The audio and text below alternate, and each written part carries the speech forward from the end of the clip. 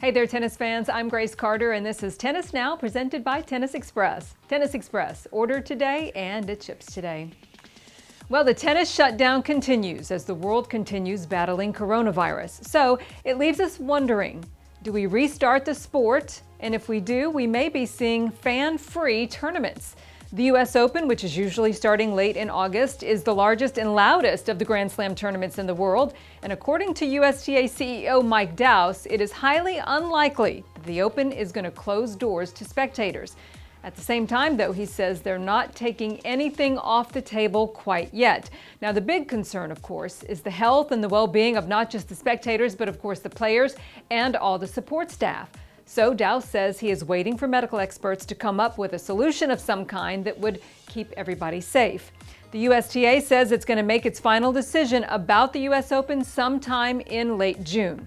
For now, though, the USTA plans to play the Open as scheduled, with main draw play starting on August 31st, though obviously that could change based on what happens with the virus.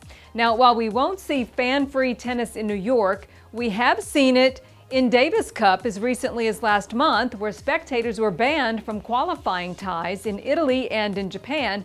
They all played behind closed doors. Italy defeated Korea, and Fabio Fognini said the experience was very strange. But he says he does agree to the safety-first approach. Tennis stars do have some different views on the idea of no fans. Rafa Nadal, for instance, doesn't think it's ideal, but he says if that's the way it's got to be, he'll do it as long as the approach is responsible and everybody feels safe. Novak Djokovic, on the other hand, not really optimistic about playing behind closed doors. He says he would rather just wait. He doesn't want to rush back and play without fans. He says what's happening in the world is bigger than tennis and that the sport just needs to wait a few months.